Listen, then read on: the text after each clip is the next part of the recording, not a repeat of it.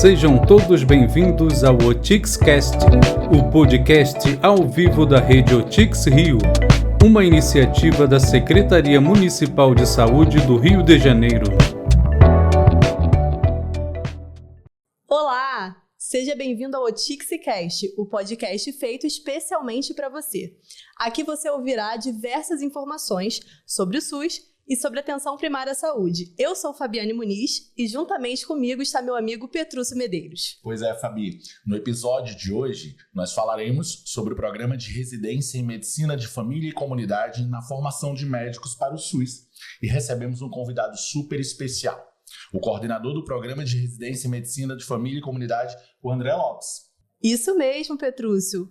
O André é médico pela Universidade Federal Fluminense, especialista em medicina interna e medicina geral comunitária, mestre em atenção primária à saúde, atualmente é coordenador geral da COREM, da SMS Rio e do Programa de Residência em Medicina de Família e Comunidade.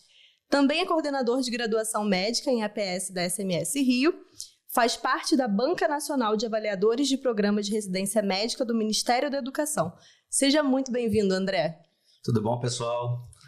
Prazer estar aqui com vocês. Agradecer pelo convite, Fabiana, Petrúcio, que estão aqui nessa condução.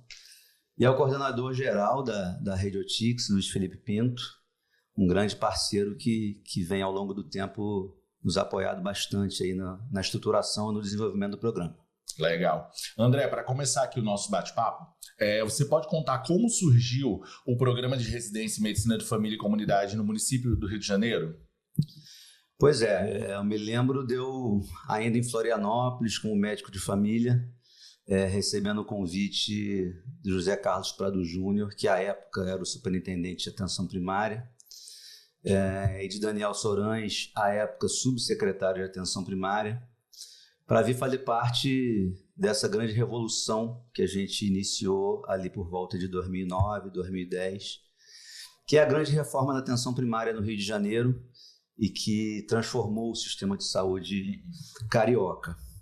À época, assim que cheguei no município, a primeira encomenda que o Zé me deu foi, cara, a gente precisa muito formar médicos de família especialistas. A gente tem poucos médicos de família na rede, a gente tem uma perspectiva de expansão muito importante, ampliação do acesso, que no final de 2016, ao fim do primeiro ciclo de gestão, estava em 70%. Naquela época, a gente tinha ali por volta de 3,5%, 4% de cobertura. E a gente sabe que, para a atenção primária dar os resultados que a gente quer, do ponto de vista de desfechos clínicos, relação custo-efetividade, redução de iniquidades,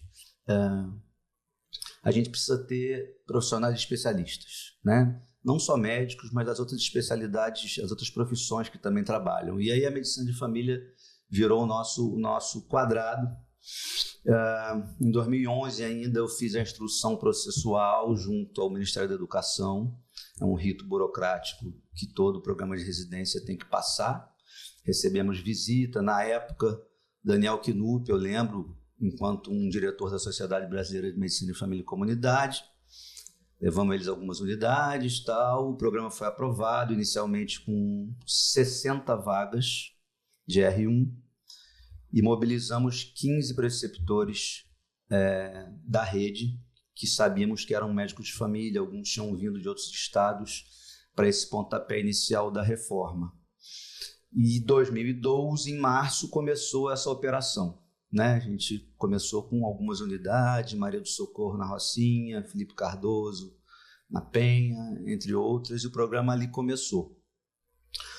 Um programa feito por médicos de família, a estrutura da coordenação, aí tinha eu ainda, aí depois André Justino, Armando Norman, pessoas que também vieram de outros lugares para ajudar a estruturar, pessoas que já tinham expertise em relação à coordenação de programa.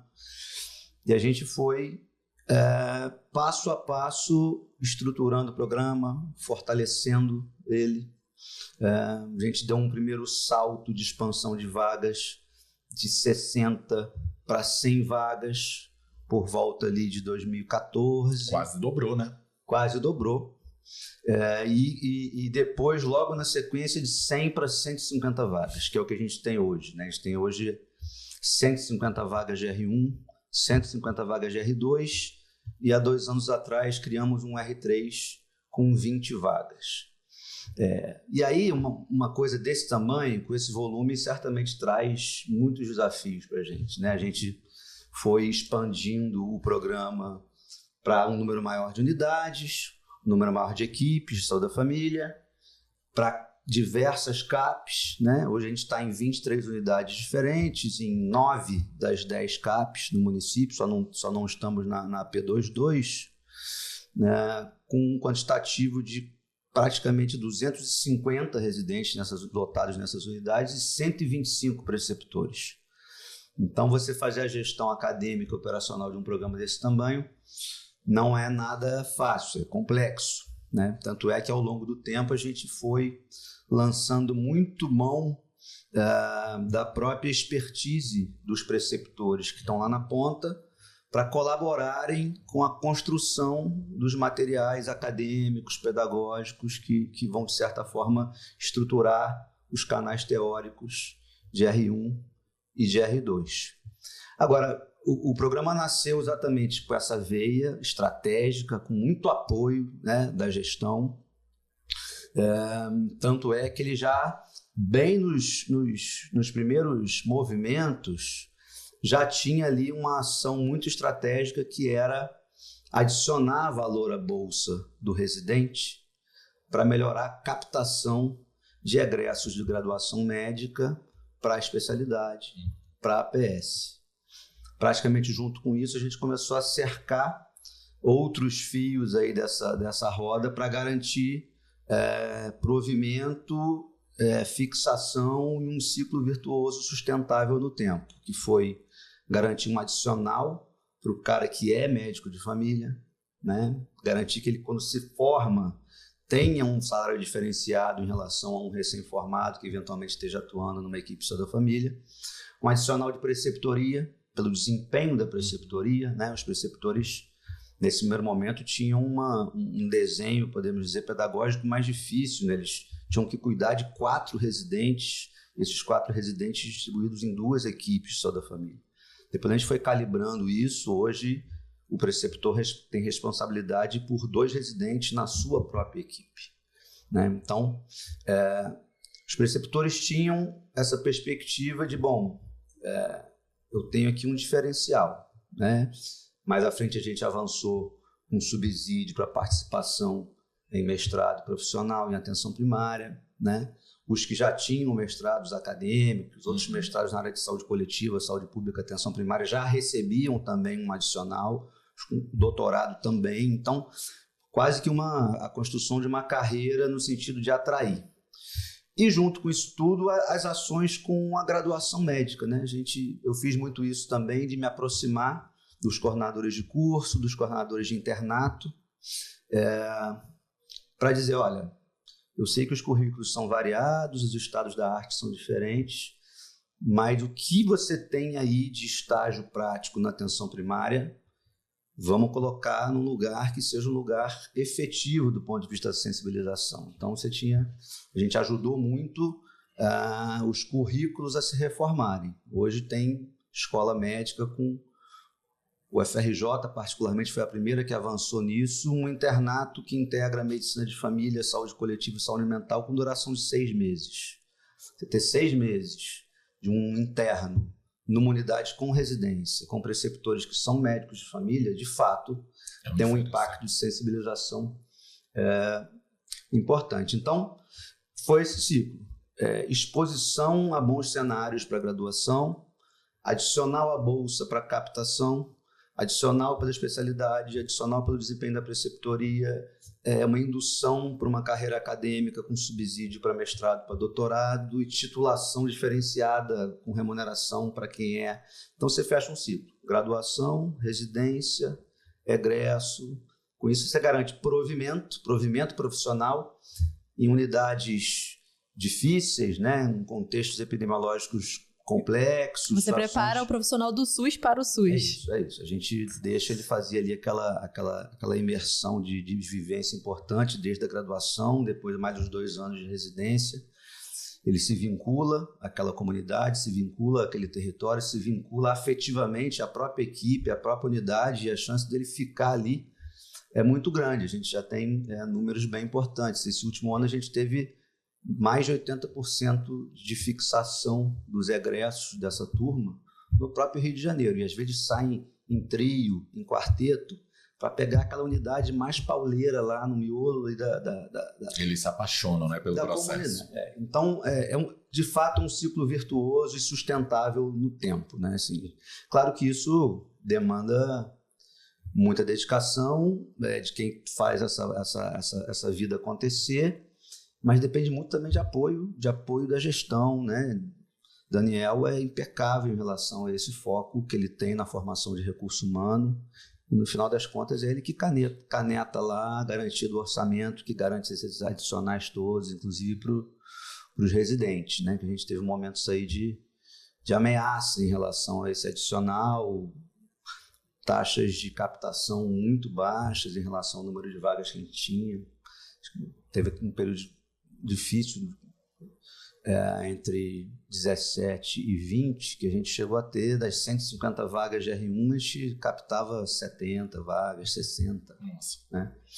E esse ano a gente, como fez a adesão ao ENARE, que é como se fosse um Enem da residência médica, a gente pela primeira vez na história lotou as 150 vagas de R1. Que ótimo. Já tivemos uma perdazinha aí, mas é isso. Então tem esse nascimento, ele é meio que indissociável do início da reforma dos cuidados primários na cidade do Rio de Janeiro, e vem apoiando e fortalecendo e estruturando essa reforma em paralelo com a própria reforma em si, né? André, você já chegou a comentar um pouco, mas de que forma o programa de residência em medicina de família e comunidade contribui para o fortalecimento do SUS? Exato, acho que todos aqui, né, todos são médicos de família que compõem essa gestão ao longo do tempo, alguns já se foram, outros chegaram. Temos em comum essa militância em torno da estruturação de um sistema de saúde forte. E o SUS, que se pretende um sistema de acesso universal, maior sistema de saúde do mundo, que dá acesso a uma população gigantesca e oferece cuidado longitudinal, coordenado, equânime, resolutivo, ou seja, cuidado integral para a população, parte dos seus princípios e preceitos, né, da universalidade, da equidade, da integralidade. Todos somos entusiastas. E quem estuda um pouco sistemas de saúde, né, for comparar sistemas de saúde também universais, olha o NHS inglês, olha o Canadá, olha Portugal, olha a Espanha, entende que a atenção primária, as evidências científicas são muito já consistentes e robustas, que falam que a atenção primária é a melhor maneira de você organizar sistemas, né? Você ter a atenção primária ali como ordenadora e coordenadora do sistema, né? Então, assim como acreditamos no SUS, como acreditamos na APS, a gente também sabe que não existe APS bem feita sem especialistas na área. Seja o médico de família e comunidade, seja o enfermeiro de família e comunidade, seja o odontólogo de família e comunidade, sejam os profissionais que trabalham hoje nas equipes multi, também egressos de residências multiprofissionais em atenção primária, em saúde da família. Então a gente sabe que a gente precisa ter gente boa para que a APS dê os seus resultados clássicos, né? Como eu falei, de desfechos clínicos, equidade, custo-efetividade e integralidade. E aí a medicina de família e comunidade, em particular, acho que as outras profissões também, elas têm um tripé que faz parte da sua matriz de competências mais visceral, podemos dizer, que é um primeiro eixo, que é a comunicação clínica, né? Tem vários métodos de comunicação clínica, a gente vai claramente logo lembrar do método clínico centrado na pessoa, né? Moira Stewart, etc., McQueen, que são grandes autores. Que é aquela história de você individualizar o cuidado nessa pessoa que você atende, nessa família que você atende, nessa comunidade que você atende e todas as dinâmicas que estão implícitas na relação dessas pessoas, famílias e comunidades com os territórios que elas habitam. Então, você ter uma sensibilidade do ponto de vista de comunicação, inclusive de técnica, né, estruturada para lidar com isso, é um grande diferencial, no sentido da vinculação com o usuário, no sentido da adesão dele a uma proposta terapêutica, a um caminho de intervenção, que são inclusive os atributos, podemos dizer, não só os atributos da PS, mas também são os componentes do método clínico, né? E aí você muitas vezes conjuga isso com um outro pilar importantíssimo, que é a medicina baseada em evidência, né? O médico de família, ele usa muito as evidências para apoio à sua tomada de decisão. Mas ele usa essas evidências à luz da singularidade daquele indivíduo, daquela família, daquela comunidade. Então, um dos componentes do método clínico, por exemplo, é você compartilhar decisão. As decisões são compartilhadas. Eu sento com você, discuto as propostas, discuto os caminhos e compartilho com você o que você acha que é melhor. Uhum. Se a gente vier por aqui, tem isso, isso, isso. Se a gente for por aqui, tem isso, isso, isso. Nem sempre a melhor evidência, do ponto de vista de conduta, ela é realista, factível para aquela pessoa. A gente entra num outro componente do método clínico, que é ser realista. O que adianta eu lançar a mão da melhor evidência do ponto de vista da intervenção se ela não vai ser aplicável para aquele indivíduo naquele contexto de vida? Então, além de eu compartilhar a decisão, eu sou realista. Então, isso é um casamento da comunicação clínica, dos métodos de comunicação clínica com a medicina baseada em evidência, que, por sua vez, também se relaciona com outro pilar fundamental da medicina de família, que é o raciocínio clínico baseado em epidemiologia clínica e o quanto que isso conversa também com as evidências científicas mais significativas. Então, acaba que esse tripé que se conversa em dupla seta entre eles faz com que a racionalidade prescritiva e a custo-efetividade das ações pelo médico de família na atenção primária seja muito significativo, que o vínculo longitudinal seja muito importante, que a coordenação do cuidado, né, e o advogar pelo seu paciente, né, assim, à luz das melhores evidências, inclusive com prevenção quaternária, que é um conceito de você, primeiro, não causar dano ao paciente numa intervenção que você está propondo, né, já que você está ali compartilhando decisão e sendo realista. Essas coisas começam a se conjugar e você claramente vai ter isso estampado nos próprios atributos essenciais da atenção primária: acesso ao primeiro contato, vínculo, coordenação do cuidado, integralidade, ou seja, abrangência do cuidado, quanto você é resolutivo lá em 80%, 90% dos casos. Os 10, 15 que você não resolve, você coordena esse cuidado através de itinerários terapêuticos pelos outros pontos de atenção, sempre com muito cuidado, compartilhado, sempre com um olhar de advogar pelo paciente em torno de intervenções desnecessárias que possam estar advindo de tomadas de decisão em outros pontos da atenção. Então, é isso, assim, formar médicos de família não é fácil, né? A gente tem uma matriz de competências que é complexa, a gente muitas vezes, inclusive, propõe esse terceiro ano, entendendo que esse terceiro ano, ele, de certa forma, reforça e consolida, esse R3 reforça e consolida os 2 anos, e sabendo que o cara vai estudar a vida inteira, que ele vai estar ali no dia a dia sendo desafiado a coordenar cuidado, a lidar com contextos, né? Assim, a atenção primária lida com complexidades clínicas muito importantes. Você tem pacientes com 2, 3 doenças crônicas, com multimorbidades, e junto da complexidade clínica, a complexidade contextual, né? A gente tem pessoas vivendo em contextos muito difíceis, com uma determinação social dos seus processos de saúde e adoecimento muito ali importante, significativa. Então, você ter essa habilidade de conseguir conjugar isso tudo, habilidades clínicas, né? O médico de família, antes de tudo, é um clínico competente, capaz de resolver lá 90% das situações do dia a dia. Polivalente, né? O cara que maneja o crônico, maneja a gestante, a criança, os ciclos de vida todo, faz procedimento cirúrgico ambulatorial, tem práticas educacionais coletivas, com impacto na comunidade, cuidado domiciliar, cuidado de fim de vida, assim. É uma especialidade altamente complexa. E não é fácil formar esses caras, e é claro que a gente faz isso com muito empenho, com muita dedicação, entendendo que esse é o cara que faz a diferença no SUS.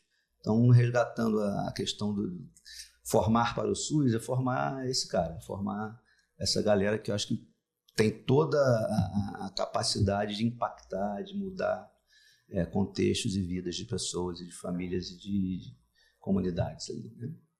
Maravilhoso, né? Quem ganhou isso é a população, que é melhor atendida e assistida, né? Você falou, André, lá no início, quando a gente conversou sobre a fundação, né? Que basicamente a residência ela surgiu com a reforma, né? Aqui e ali, e veio ser executada ali em 2012, né? O programa, a primeira turma começou em 2012. Primeira turma, né? Exatamente. E ela veio ascendendo. E hoje, o que é que você vê que transforma a cidade do Rio de Janeiro uma referência, né, no nosso país, na formação de médicos de família e comunidade? Esse é um dado acho que do ano passado, não tem esse dado atualizado, mas ano passado fez um levantamento Brasil afora, e a gente hoje tem programas de residência de medicina de família do Brasil inteiro. Podem ser programas geridos por secretarias municipais, estaduais, instituições de ensino superior, mas considerando o número de vagas totais oferecidas e o número de vagas totais ocupadas, né, e o número de egressos dessa última turma, 1 de cada 7 médicos de família formados em território nacional era nosso, formado por nós. Hoje nós somos o maior programa de residência em medicina de família do país, um dos maiores do mundo. Se eu não me engano, só o Canadá tem um programa maior que o nosso.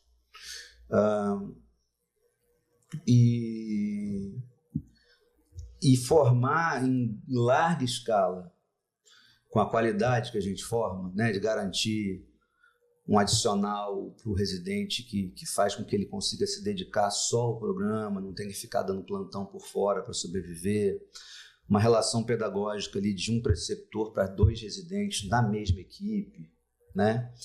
Ter esse desenho acadêmico estruturado, com os preceptores participando dos grupos de trabalho temático que organizam os canais teóricos, os residentes com seus canais teóricos muito bem organizados, estruturados e com uma semana padrão, com muitas atividades acadêmicas na própria unidade, com sessões clínicas, discussões, oficinas específicas, sei lá, de agulhamento a seco, ou Balint, ou método clínico centrado na pessoa, etc, etc.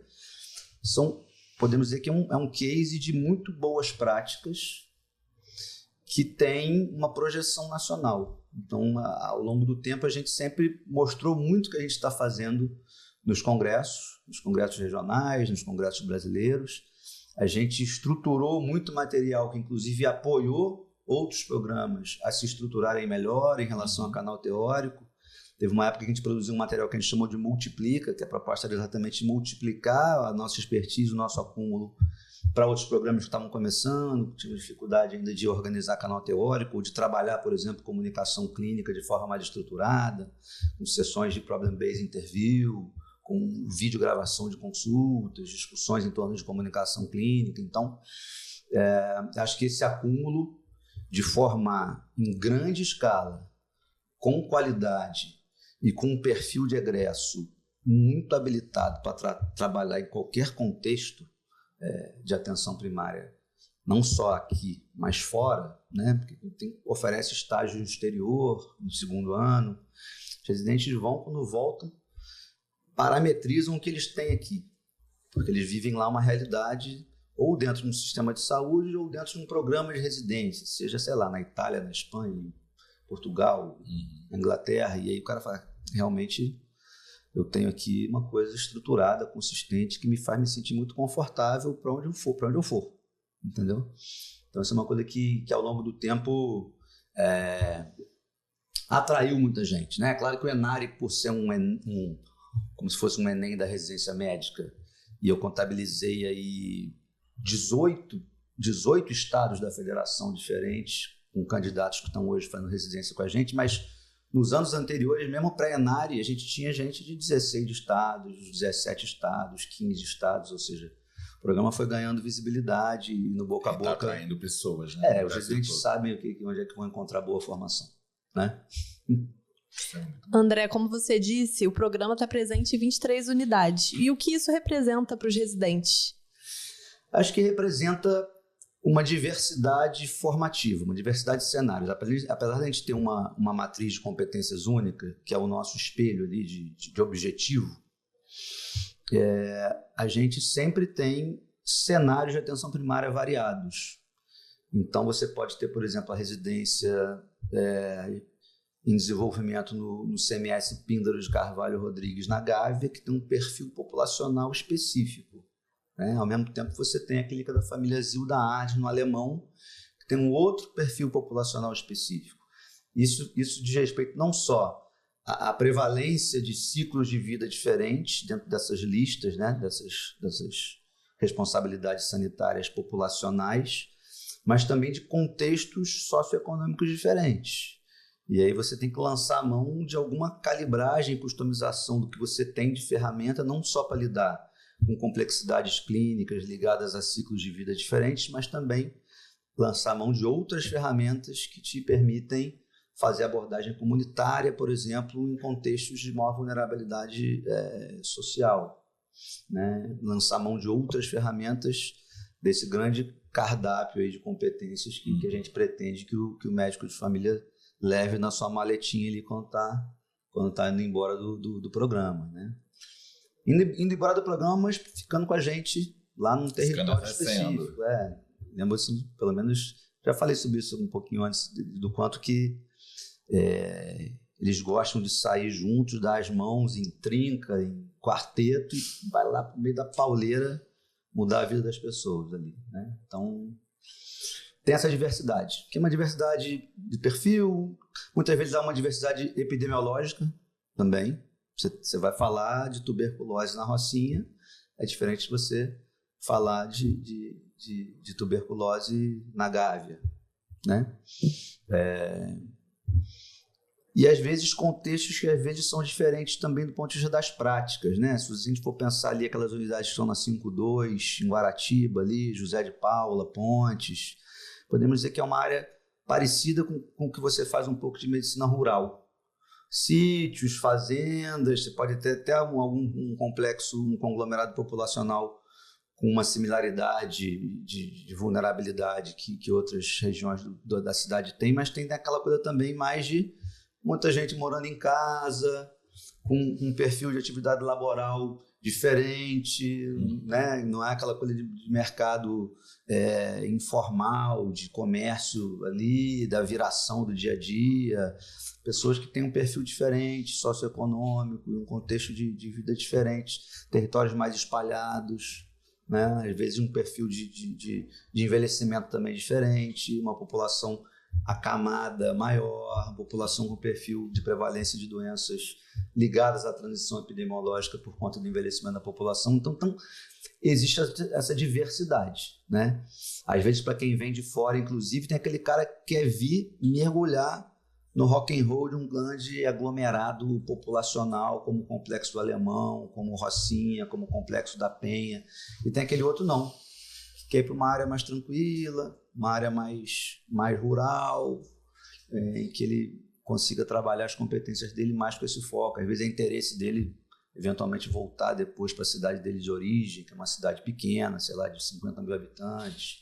Ele quer lá, de certa forma, protagonizar alguma iniciativa que seja interessante. Então, tem essa diversidade, essa heterogeneidade. Claro que isso também representa a heterogeneidade em relação não a quem são esses preceptores, né? Porque a gente tem, imagina, 125 preceptores. A gente tem preceptores que estão com a gente há 10 anos. Tem preceptor que a gente chamou para ser preceptor agora, né? O cara tem 1 ano de preceptoria. Então, tem uma variação, a gente tenta fazer sempre um mix ali que se complemente, mas às vezes os caras trazem consigo ferramentas específicas, é um cara que se aprofundou mais numa coisa e aí é capaz de oferecer para aquela unidade, para aquele grupo, oficinas específicas e ofertas específicas de acadêmicas, podemos dizer. Tem uma troca de experiência interessante, né? Sim, sim. Você falou aí em perfis, né? Que tem as pessoas que querem ir lá para o aglomerado, tem as pessoas que querem ir mais para um lugar mais calmo. E além da formação técnica, né? Que é de extrema qualidade, quais as competências sociais e humanas que você acha que a residência aqui do Rio proporciona a esses médicos? Você falou dos perfis aí bem específicos, né? Alguns já É porque isso de alguma forma tá muito marcado na própria matriz, né? Uhum. A própria comunicação clínica, ela de certa forma respalda os profissionais a terem muita sensibilidade na maneira de construir a relação médico-paciente com as pessoas, e aí entendendo muito a trajetória individual, o contexto individual dele na relação com a família. Aí você já extrapola para outra camada, que é o contexto familiar e a dinâmica familiar, e para uma outra camada, que é o contexto comunitário, né? Como é que ele se relaciona na comunidade dele, qual o perfil de trabalho dele, como é que a família dele se insere culturalmente. Então, você acaba que mistura 3 competências que a gente pode chamar de atributos também, que são atributos derivados da PS, que é a abordagem familiar, abordagem comunitária e competência cultural, e junto com isso você amarra isso à comunicação clínica, a capacidade dele. E é isso. Competência cultural é muito você entender onde é que você está, de onde você fala, com quem você fala e como você consegue construir uma relação de confiança, de segurança, na perspectiva longitudinal de cuidado para essa família, para esse indivíduo, para essa comunidade. Então, faz muito parte da formação do médico de família ele incorporar ferramentas, né, de abordagem comunitária, ferramentas de abordagem familiar, ferramentas de comunicação clínica, que junto com a competência cultural vai fazer com que ele transite nesses espaços com desenvoltura, podemos dizer, né? É claro que aí o médico de família ele é meio que uma mistura de um camaleão com um ornitorrinco. Ele se adapta às realidades locais, né? Da mesma maneira que você está numa região que o perfil de prevalência de uma doença é alta, você inevitavelmente vai ver muito aquilo no seu dia a dia, você vai estudar mais aquilo, você vai dominar mais aquilo, né? E se ele está num outro lugar, é outra coisa, né? Por isso que eu falei a história do raciocínio clínico a partir da epidemiologia clínica e de contexto epidemiológico, né? Tem um lugar que a prevalência é dengue, outro lugar que a prevalência é malária. Num determinado lugar, existem questões culturais que influenciam o comportamento daquela população que você tem que levar em conta, se adequando à realidade, para que a tua intervenção não vá ferir algumas coisas que são preceitos muito importantes culturais daquela região, né? Isso vale para que nem o agente comunitário, certo? O agente comunitário aqui no Rio de Janeiro ele tem que ter o olhar para o lixo, para a água parada, por conta do roedor, da leptospirose, da chuva de verão, deslizamento, água parada, arbovirose, dengue, que é diferente do agente comunitário que está lá, por exemplo, na Amazônia, né? Não tem questão de deslizamento. Lá tem um ciclo de enchente vazante que influencia um monte de coisa na vida das comunidades, tem um perfil diferente, com arbovirose, pode ter, mas também tem malária, também tem outras coisas. Então, aquele olhar dele sim, em relação aos vetores, ao controle vetorial e tal. Então é isso, é meio parecido. Acho que todo mundo que trabalha na PS é um pouco assim, tem que ter essa flexibilidade de se reinventar e trazer consigo, claro, uma formação sólida que permita que você jogue com o que você tem para abordar de maneira coerente as populações que atende. Acho que é por aí.